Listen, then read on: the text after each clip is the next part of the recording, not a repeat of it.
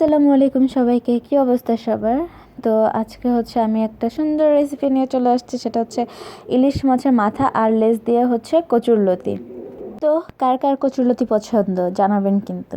তারপরে কি কচুরলতি আমার আর আমার বোনের পছন্দ হলেও আমি আর আমার বোন একদমই খেতে পারি না, কারণ হচ্ছে কচুরলতি এনে বেছে ধুয়ে মানে এত কিছু করার মতো ক্ষমতা আমার আর আমার বোনের নাই, যার কারণে আমি আর আমার বোন হচ্ছে খাই না।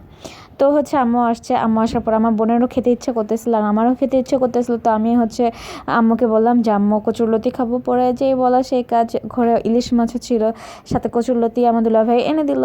তারপরে হচ্ছে আম্মুকে বলছে আম্মু রেঁধে দাও, পরে আম্মু হচ্ছে রান্না করে দিছে।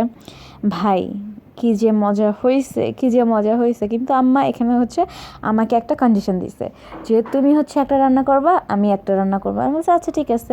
পরে বলছে যে তুমি হচ্ছে অন্য কিছু রান্না করবো, আমি এটা রান্না করবো, তারপর কম্পেয়ার করবো যে কারটা বেশি মজা হয়। আমি বলছি আচ্ছা ডান, ঠিক আছে। আম্মুর সাথে যদি আমি বাজি লাগতে চাইনি, আম্মু নিজে নিজে লাগছে, এটা আমি নিজেও জানি যে আমি হেরে যাবো, এর জন্য আমি বাইক কোনো কিছুতে বাজি লাগি নাই। আম্মু মানে আমার আম্মুর হাতের রান্না খুবই মজা, সেটা আমার দাদা দাদি আমার বাবা তো কারো হাতেরই খায় না আমার আম্মুর হাতের রান্না ছাড়া, নর্মালি কারো হাতেরই খাবে না। ইভেন আব্বু বাহিরেও খুব কম খায়, আব্বু আম্মুর হাতেরই সবসময় খায়। আর আমার চাচিদের হাতেরও জীবনও খায় না। তো আম্মুর হাতের রান্না অনেক মজা, অনেক মজা, অনেক মজা, নর্মালি খুবই মজা। তো যাই হোক, এটা হচ্ছে আমাদের কচুরলতির ফাইনাল লুক। আলহামদুলিল্লাহ খুবই মজা ছিল, আম্মু তো সেই খুশি হয়েছে।